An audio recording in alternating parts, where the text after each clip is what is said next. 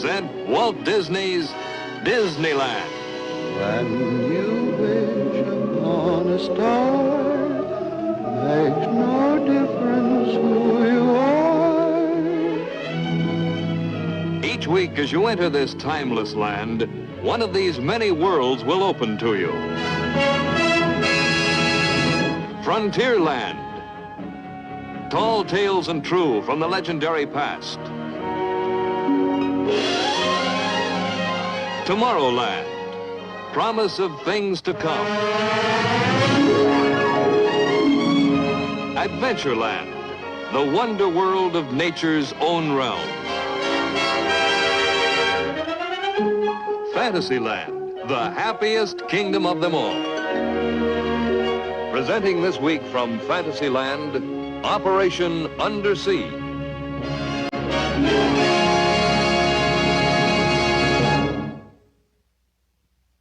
Here now is your host, Walt Disney.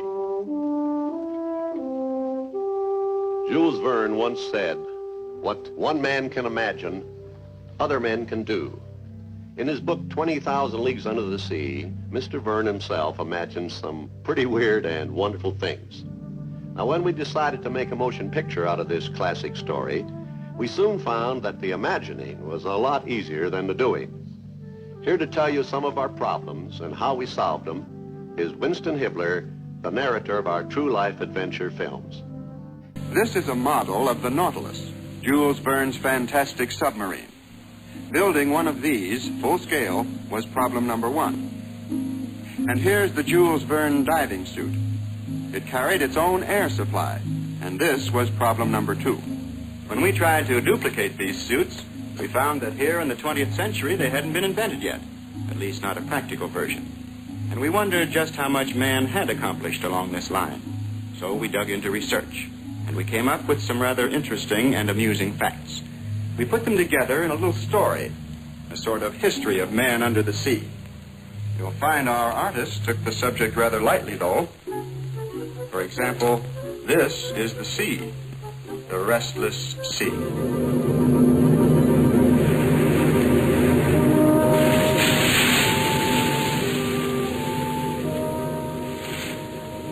Since the very beginning, its siren call has fascinated man.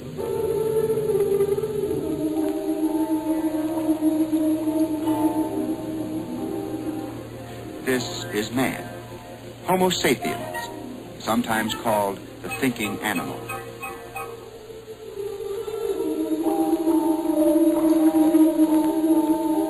Lured by the mysterious beauty of this world under the sea, man pondered a method whereby he could reach and explore the ocean floor.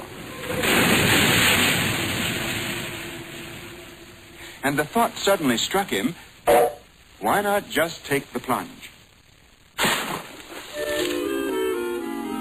This simple solution to his problem, while effective, had its limitations. His conquest of the deep had hardly begun when he noticed that something was wrong. Something was missing. It was air.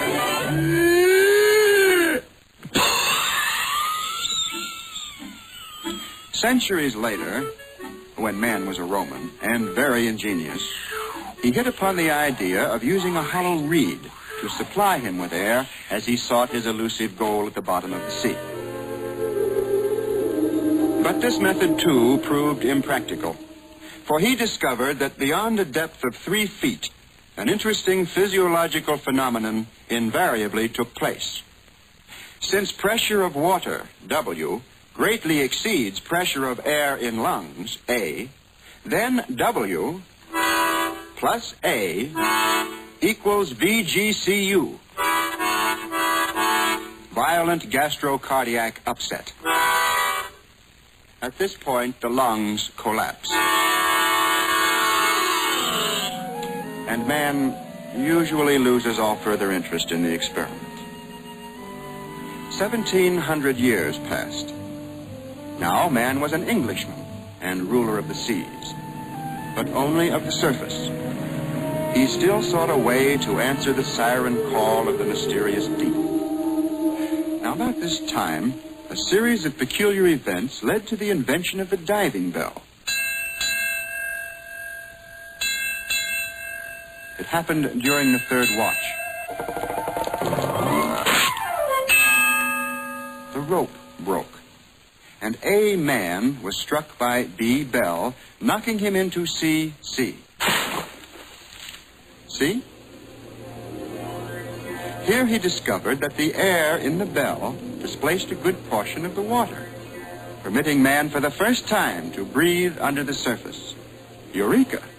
But unfortunately, it also developed that air once used was worse than no air at all. But now man was a scientist, and he used logic to solve his problem.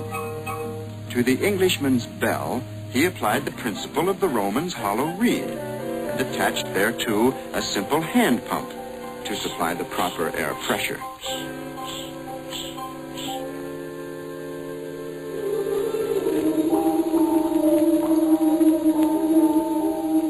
Confident now, man set forth to seek and to conquer, only to find that once more in this matter of air, he had erred. There was plenty of air in the bell, but he couldn't take it with him. Man envied the freedom and mobility of the fish, and so with a few minor alterations,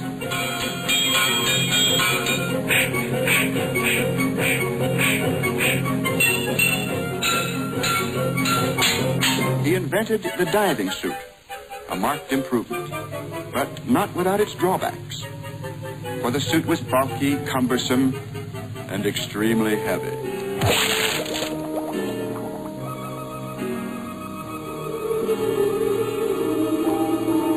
Now it's true that man had a certain mobility, but he soon found that the long trailing air hose was both a hazard and a hindrance. It definitely limited his operations under the sea.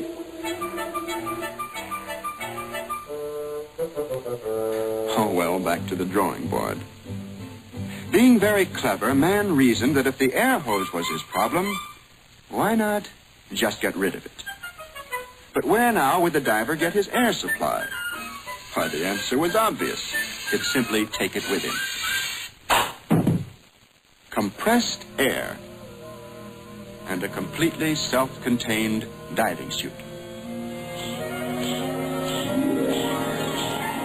But the suit was still bulky, still cumbersome, and man still lacked the desired freedom of movement. He had, however, taken a long step forward, for he was able to descend now to depths never before imagined. Of course, even minor damage to the suit meant a return of that old malady, no air. Of necessity, then, man made his greatest discovery. By simply pressurizing his lungs, his problem was solved. This, then, was the aqua lung, a tank of compressed air and tubes for breathing. Man now adds a face mask, fins for his feet, and becomes a skin diver, a creature completely at home in the sea. Now at last was he free and unencumbered, free to pursue his age-old dream. Yes, man had done it again. Of course, he will always have one more goal to win, but we can be sure that if man puts his mind to it, the ultimate victory will be his. Good luck, man!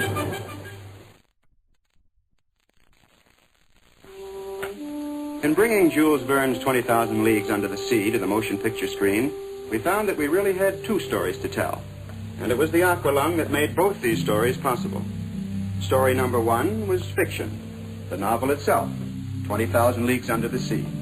And this we've brought to the motion picture screen in the full-color panorama of CinemaScope. But story number two is fact. It's the story behind these underwater cameras. And this is the story we're going to bring you now. It's a true-life adventure at the bottom of the sea. Here, about 180 miles east of Miami, lies the little island of New Providence, one of the Bahamas group. On the northern shore is Nassau, world-famed resort city. And just off the western tip lies the clearest, bluest water in the world. Here, 5 fathoms deep at the bottom of the sea, our true-life adventure begins. At this depth, there is light but little color. Using filtered sunshine, nature paints in blue-green monotone. The floor of this twilight world wears a carpet of coral dust, and from it everywhere strange plant forms spring up to sway endlessly in the tug of invisible currents. Indeed, wherever the eye turns, there is motion. Nothing looks familiar here. Everything is distorted, misshapen.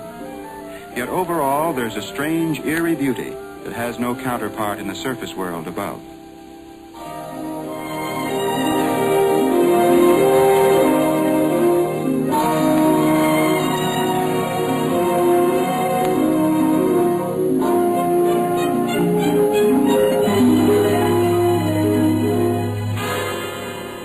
To this garden under the sea come many visitors, and one of the most frequent is the grouper, or black sea bass.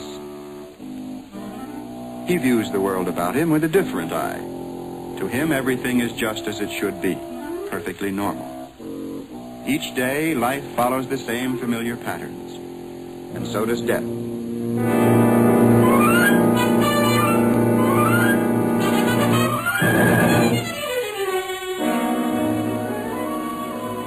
But this is only nature's way, and the shark has a rightful place in her infinite scheme. For nature is neither kind nor cruel, simply dispassionate. Some will die that others may live, and only the species must endure. To this fundamental law, the grouper is no exception. He carries with him an open invitation for any of the unwary who may happen by.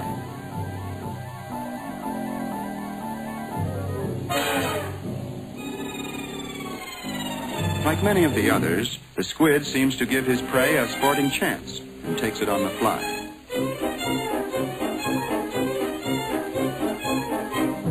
While the moray eel snatches his lunch from the tendrils of a sea anemone, an animal that looks like a plant.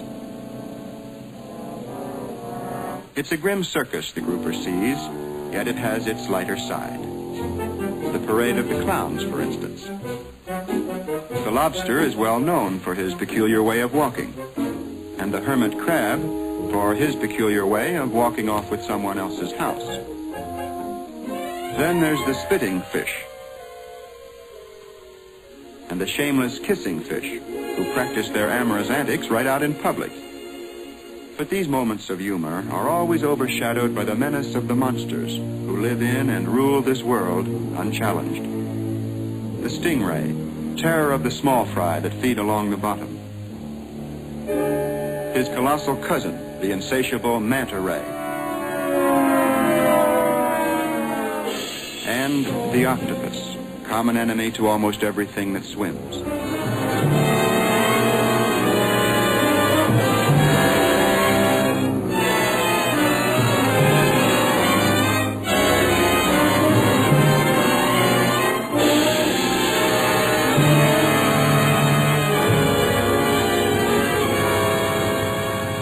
And so it would seem that in this fantastic garden, the fishy eye of the grouper has seen just about everything there is to see.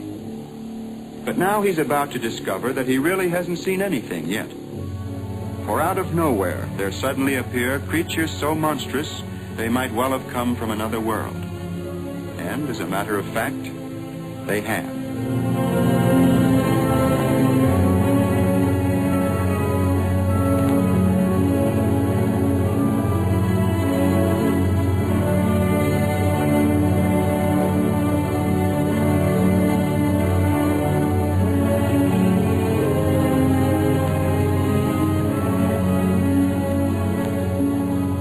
They move in slow motion, like things in a dream, but with a purpose, as though they'd come here on some mission. But who are they? What are they? And why are they here? A closer view of the monsters reveals nothing, except the nearer you approach, the more horrible they look.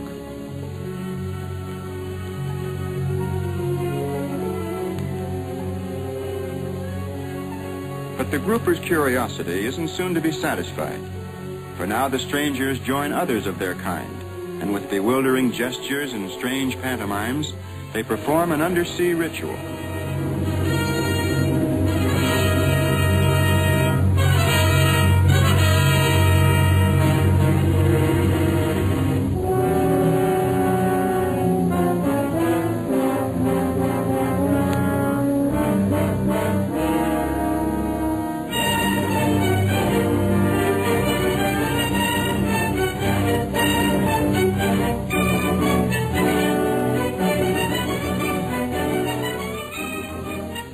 too bad the bewildered grouper isn't endowed with certain human accomplishments. Were he able to read, for instance, he'd find the answer to the mystery written in plain English right under his nose. What he's just witnessed is the filming of a scene for the production 20,000 Leagues Under the Sea, Jules Verne's immortal classic. The story behind the cameras here is just as fantastic as the story in front of them. This might well be called Operation Impossible, a full-scale movie company shooting a full-length feature picture under 30 feet of water. It's a job that simply can't be done. Yet here's the unbelievable evidence.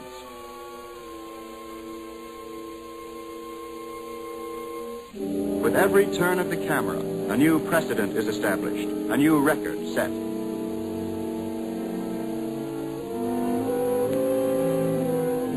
This particular scene, for example, is the longest, most elaborate ever attempted underwater. There are 42 men at work here on the ocean floor. 20 actor divers in front of the cameras, 22 technicians behind them. The scene we've been seeing, by the way, is the funeral procession and burial of one of the crewmen of the submarine Nautilus. We'll continue to watch it now as it plays out to its conclusion.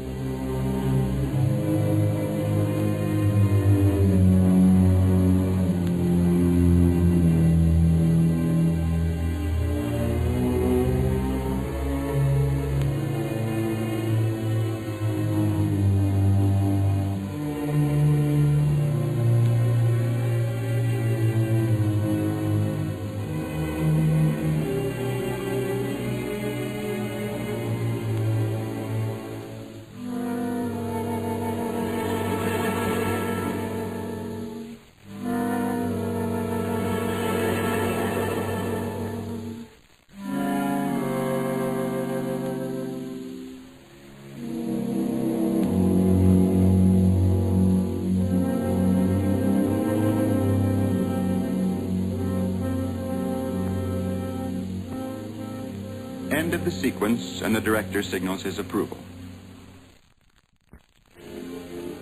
Time for lunch, and this gives us time to discover some more of the unusual facts behind this amazing operation at the bottom of the sea. Every detail here has been pre-planned with absolute precision. Even the matter of getting the diver actors to the surface has been carefully worked out. It requires at least one, usually two, helpers below the surface and several more above.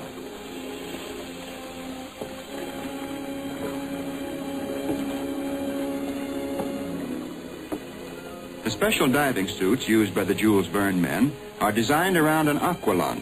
They're completely self-contained. The twin tanks of compressed air permit a man to remain below the surface up to 2 hours. But the first rule here is safety, and so shooting schedules are strictly limited to no more than 55 minutes.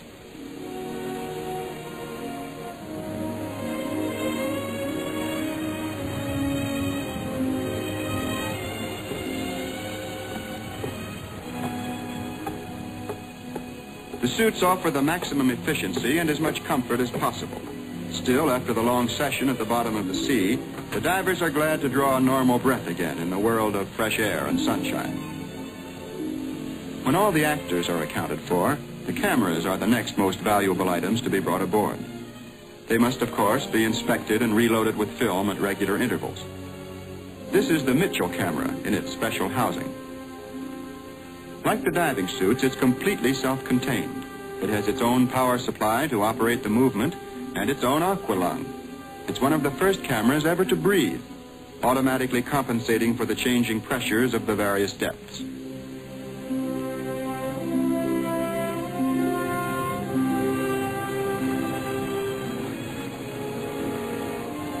Although the camera barge is the center of operations, it's only one of 6 ships needed to carry out this expedition. These historic waters have seen fleets and flags of all nations, but they've never before seen anything like this one. For director Richard Fleischer, seen here on the right, lunch is the item of least importance in his busy noon hour. The divers, on the other hand, must have rest and relaxation. Fatigue is one of their worst occupational hazards.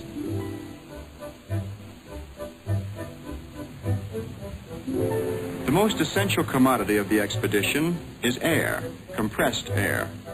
Brought by motor launch from the shore, these cylinders contain 200 cubic feet of air each at 2,000 pounds pressure. On an average shooting day, at least 50 of these cylinders are used. It's during this noonday break that the air is transferred from the master cylinders to the tanks worn by the divers.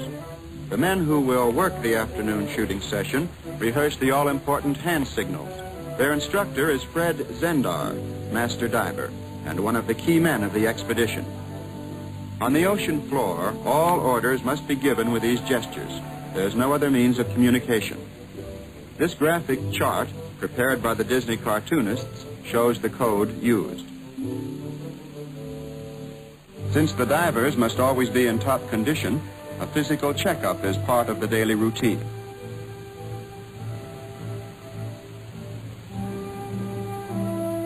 Across the deck, the Mitchell camera gets a checkup too.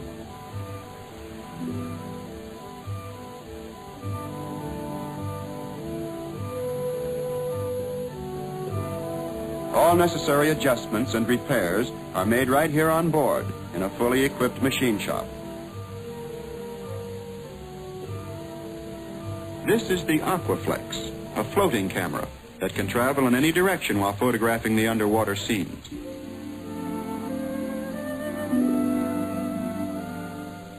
All the cameras, of course, are protected by waterproof cases. The Aquaflex has wings and a tail. On deck, it's heavy and cumbersome, but underwater it can easily be handled by one man. Writer Earl Felton and director Fleischer seem to have Kirk Douglas squarely in the middle as they agree on the latest corrections and revisions. And the script man notes every detail of their conversation. But now the noon hour draws to a close, and already the crew is preparing for the job that lies ahead. This is the steel platform, called a parallel, on which the stationary camera will be located. Practically every member of the crew is an expert skin diver, as much at home below the surface as above.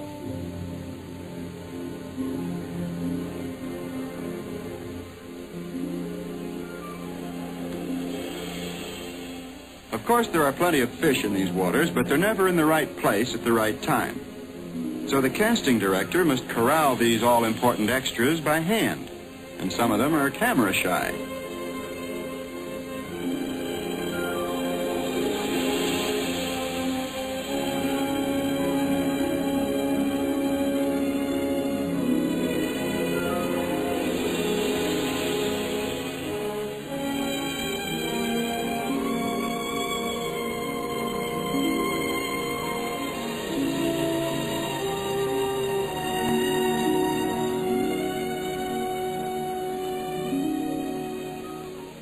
This is one of the central casting agencies where the extras are waiting on call. Actually, these fish have been netted by the native fishermen and are kept alive in these pens for later use.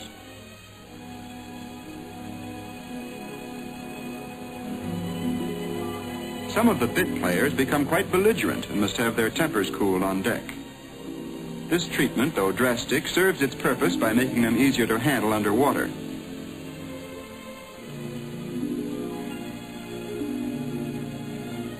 It should be said, however, that for this ticklish job, there aren't too many volunteers. Of course, the diver's gear is rigidly inspected. His weighted boots, his air tanks, and most important of all, the valves and fittings on his helmet.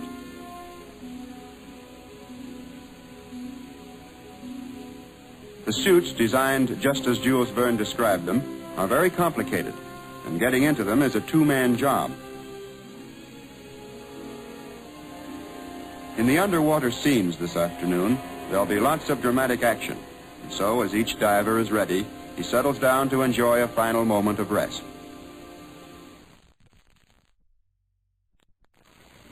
On the decks of the camera barge, the lunch hour is over. And now the Mitchell camera, loaded with fresh film, is first to take the plunge. It will take a few moments to move the camera into position, and then the afternoon shooting session will start.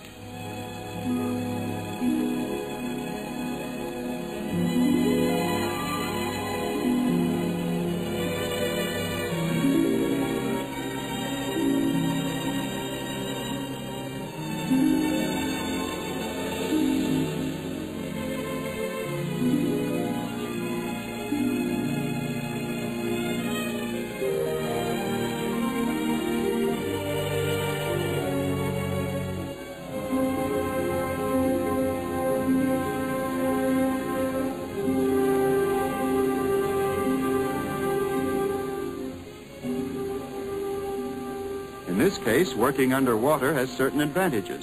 There isn't any part of the camera you can't get at, in one way or another.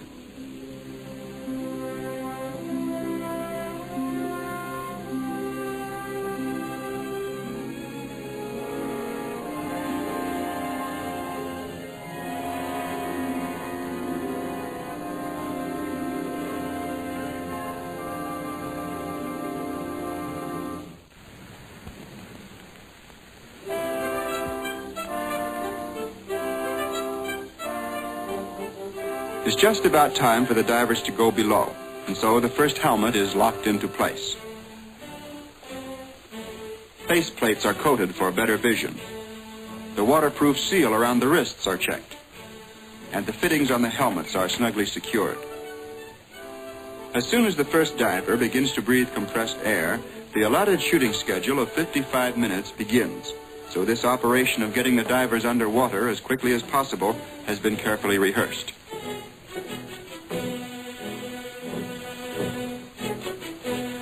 The Jules Verne diving costume weighs upwards of 225 pounds.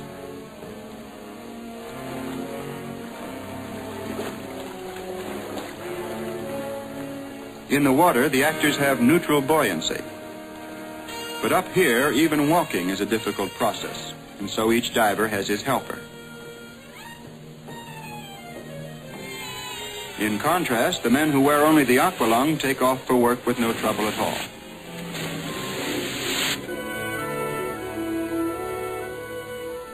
Getting the actors down under is one problem, and moving them into their proper positions is quite another. For this, a sort of undersea taxi service is used. Overhead, a rowboat tows an inflated rubber raft, from which trail a number of knotted ropes. Guided by their helpers, the Jules Verne men cling to these ropes and are ferried about from one place to another.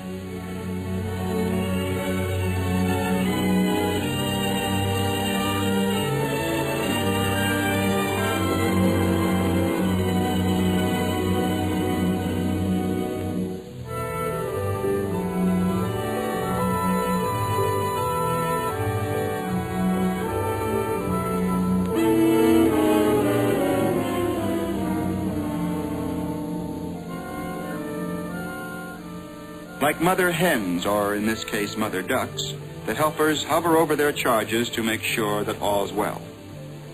And standing by is one of the ever-present underwater safety men. He's responsible for the entire company and carries 2 bubbling air hoses, ready for instant use in case of an emergency.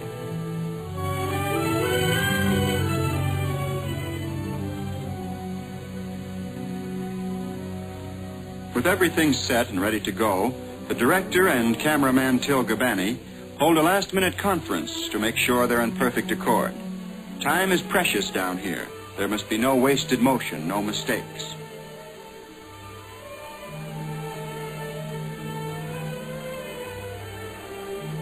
Here's a small delay, however. Some of the bit players are still being moved into place.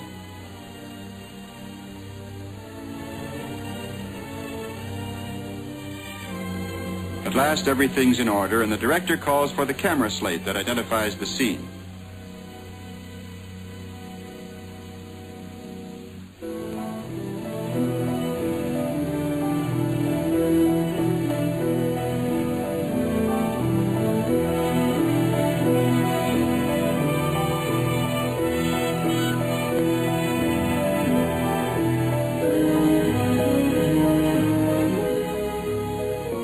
The signal for action is given and passed along.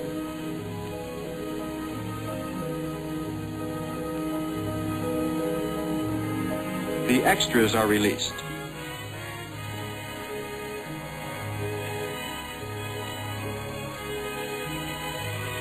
Now the Aquaflex camera goes into action.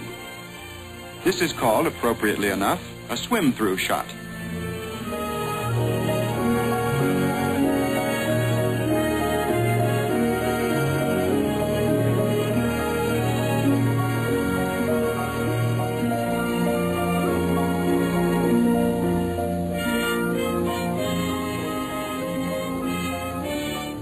With the Aquaflex out of the way, the Mitchell camera takes over to record the rest of the scene.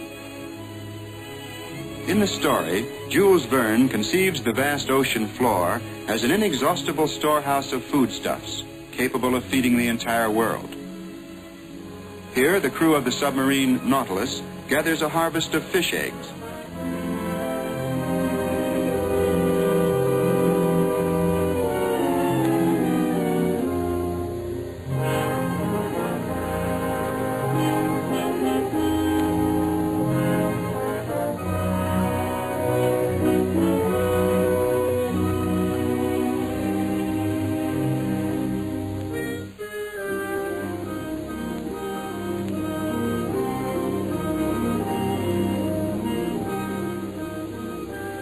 About this time, all the extras have left for parts unknown, so a new batch must be released.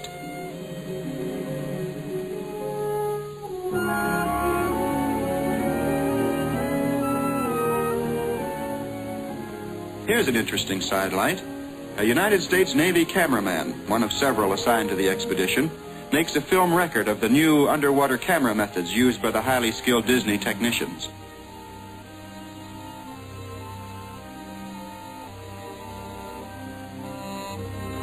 In the story, the Verne men round up some turtles for the soup kettle aboard the submarine. But with fellows this size, sometimes it's a question of who's going to eat who. To conserve precious time, the surface crew is already preparing for the next scene to be shot.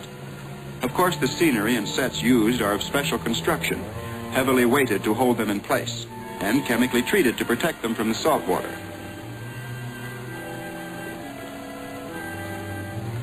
Down below, meanwhile, the harvest scene is over, and now the problem is to move the entire company and all the equipment to a new location, and as quickly as possible.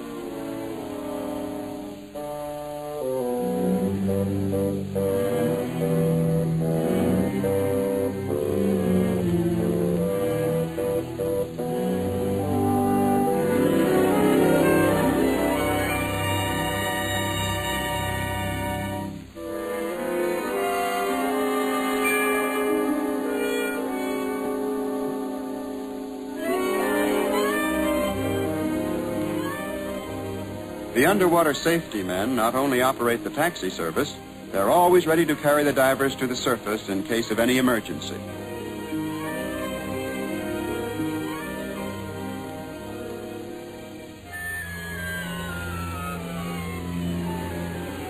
While the company is setting up again, notice the three types of diving equipment used here.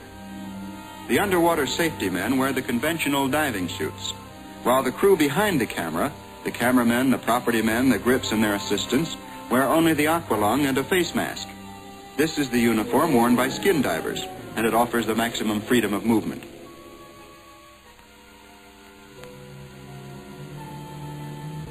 The third type of diving gear, of course, is the Jules Verne costume worn by the actors.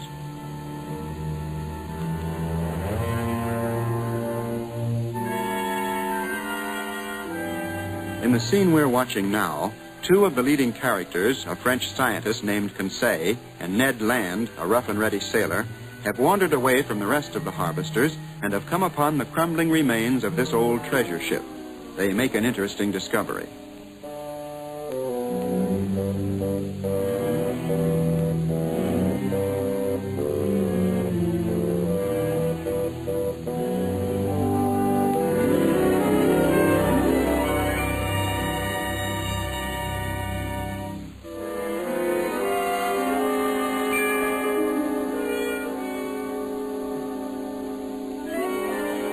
But now the actors are about to make an even more interesting discovery.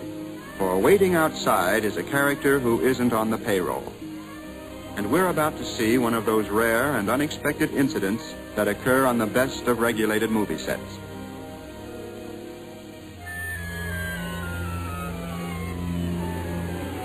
By now the company was used to marine life in just about every form.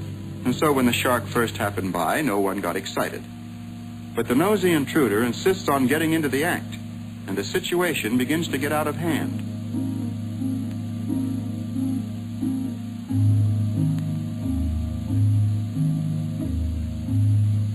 Still, everyone sticks to his post. And in true Hollywood tradition, the cameras keep turning, to record this tense moment at the bottom of the sea. Later, the film record of this event proved so exciting, it was given a dramatic ending and used in the final story.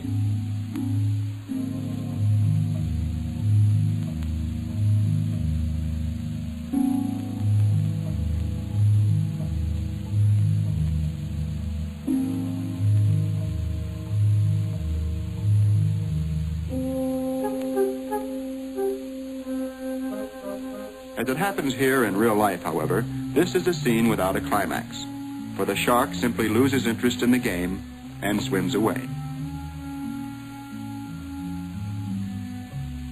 From a vantage point near the surface, one of the cameramen continues to record this strange interlude right up to the final exit.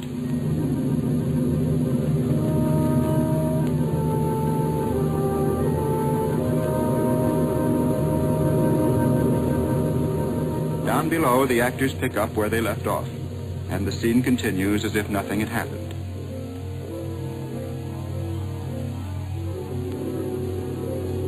And now let's follow these actors into the submarine Nautilus and into the story itself, where we'll meet Kirk Douglas as Ned Land, James Mason in his role of Captain Nemo, Paul Lucas as Professor Aronnax, and Peter Lorre as Conseil.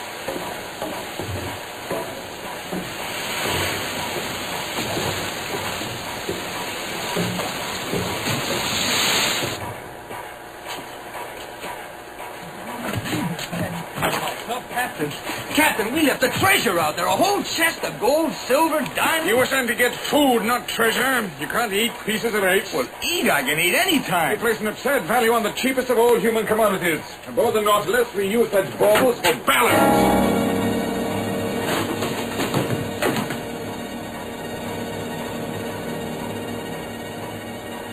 Alice.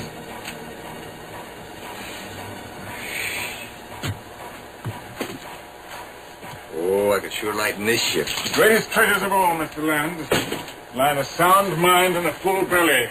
Henceforth, when you're sent for food, don't stoop to pick up pennies. You've been picking them up, and picking them up good. Alice, now do you forget yourself? Don't try my patience, Mr. Land. Rather than watch your every move, I know a much easier solution to the problem. Try and waste. Oh, that's enough to give a poor sailorman ideas. Why, you couldn't use it here anyhow. I wasn't thinking of here, mate. Ned. All right, I'm coming.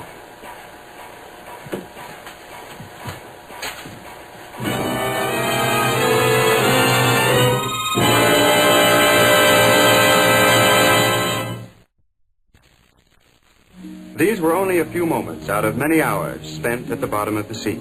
Actually, our Nassau company recorded the amazing total of 12,000 man-hours working on the ocean floor. But this was only one phase, one part of the production story. Now, they say the word epic is overused in Hollywood, but certainly 20,000 Leagues Under the Sea is an epic novel, and bringing it to the screen proved to be an epic job. We had companies on location from the home lot here in Burbank to Jamaica. And when we ran out of room here, we set up shop on several other movie lots around town. Now, let's move out to Jamaica and see what's going on out there. The British colonial government, which had cooperated to the fullest with our Nassau company, once again opened wide the doors for us here in Jamaica. This is the beach at Long Bay, the stage for another dramatic episode in 20,000 Leagues Under the Sea. From this viewpoint, the beach looks deserted. But behind the cameras, there's quite a different scene. as the Jamaica Company prepares for another busy day.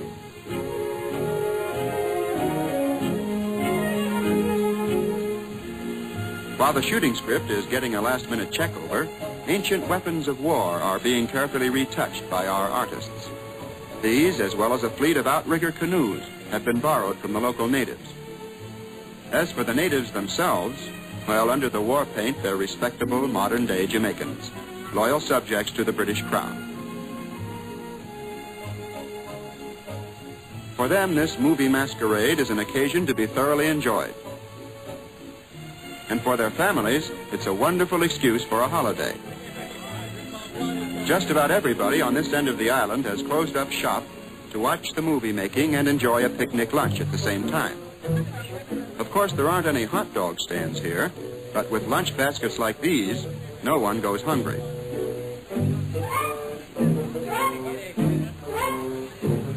Liquid refreshment literally grows on trees.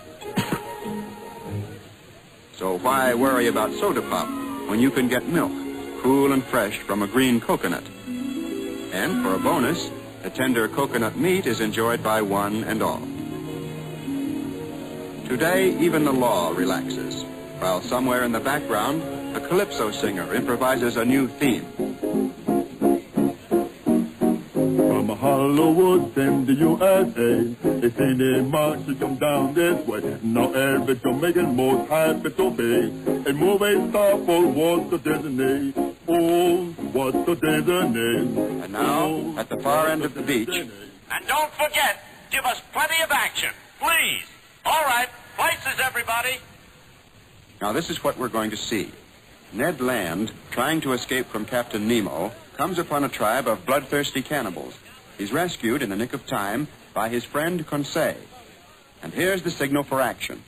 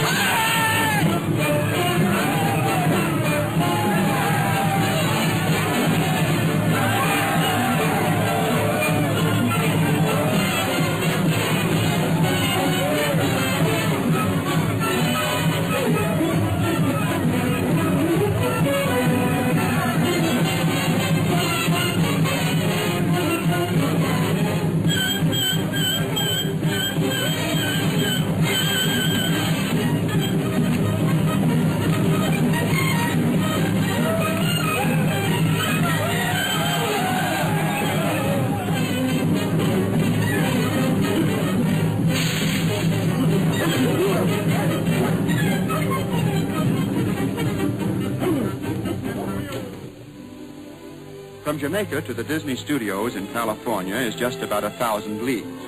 But here at home, we still had 20,000 problems. For example, casting the role of Captain Nemo's pet seal. 3 fine professional performers auditioned for the part. And making a selection called for the utmost tact. We didn't want to hurt anyone's feelings. Each artiste was poised, well-balanced, and skilled in the arts of pantomime and vocal expression. In the final test, however, the role went to the fair charmer who proved she could handle the part best. Her name was Esmeralda, and when told she was the lucky one, she said,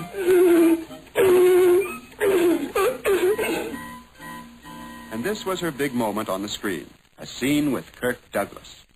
There was old man Nemo. Huh?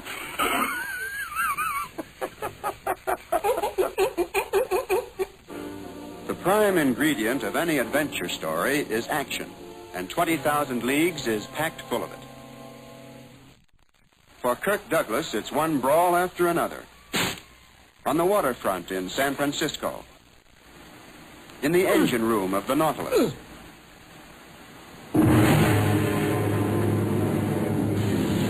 And in the submarine's flooded passageways. And for James Mason, a thrilling battle with a giant squid, the most terrifying monster ever filmed.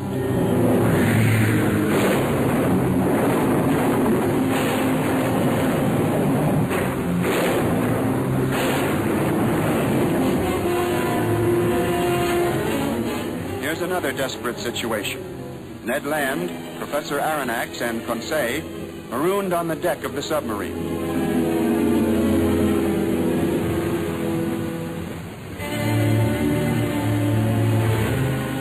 On every page of the great novel, these moments of drama.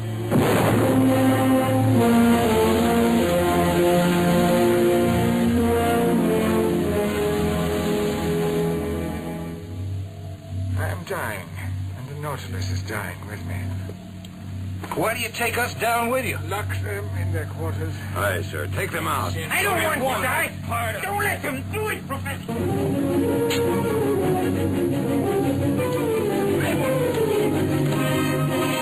It's all here.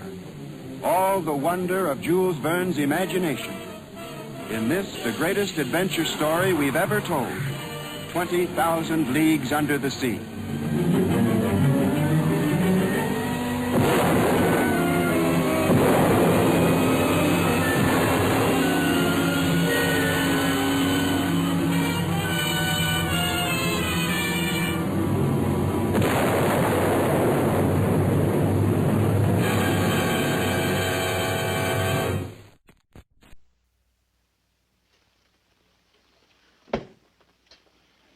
Next week, our show will come from Frontierland. And here now are some of the scenes from our first story about Davy Crockett, the great frontiersman and Indian fighter. Born on a mountaintop in Tennessee, greenest state in the land of the free. Raised in the woods so's he knowed every tree. Killed him a bear when he was only 3. Davy Crockett, king of the wild frontier. Out of the blazing heart of America's past comes the legendary figure of Davy Crockett, the immortal frontiersman. Davy Crockett, a man who really existed, but whose deeds of prowess lifted him into the realm of song and legend. Crockett, whose name was the war cry that resounded through the embattled hunting grounds of the Great Smoky Mountains. Davy Crockett, yarn spinner, whose tall tales set a new fashion in storytelling. I was figuring on grinning him to death, but this here stumble-footed mate of yours come along and busted up my concentrate. Grin him to death? What in thunderation is that? Something I've been experimenting with. There's just about nothing so absolutely unresistible as a good old-fashioned, good-natured grin like this. I started out on coons. I got so good at it one day, an old coon throwed up his hands the minute he seen my teeth. "You got me, Dave," he hollers, and he skinned down that tree and plopped himself in my sack before I knowed what was up. I figured the same thing ought to work on bars, but I never got a chance. Davy, whose love for Polly Crockett became the great romantic legend of the early frontier. You know me. When I'm sure I'm right, I go ahead. Nothing could be more right than this. Actually photographed on location amid the beauty of the original Davy Crockett country, the Great Smokies of Tennessee. Walt Disney recreates the gusty, rollicking life and times of a storied American hero. Introducing a new adventure star, Fess Parker as Davy Crockett, Buddy Ebsen as George Russell, Basil Rysdale as General Andy Jackson, and the men of the Cherokee Indian Nation.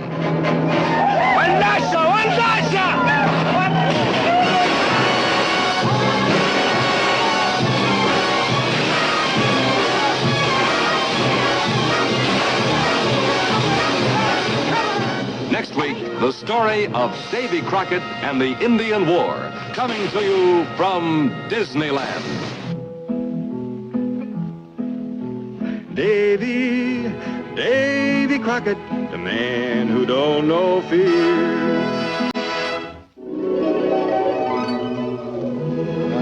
Your heart is in your dream.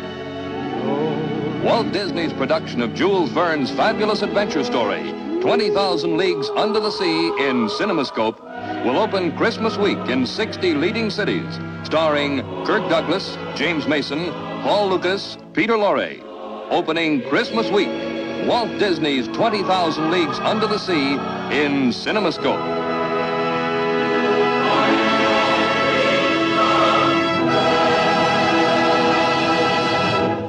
This has been an ABC Television Network presentation.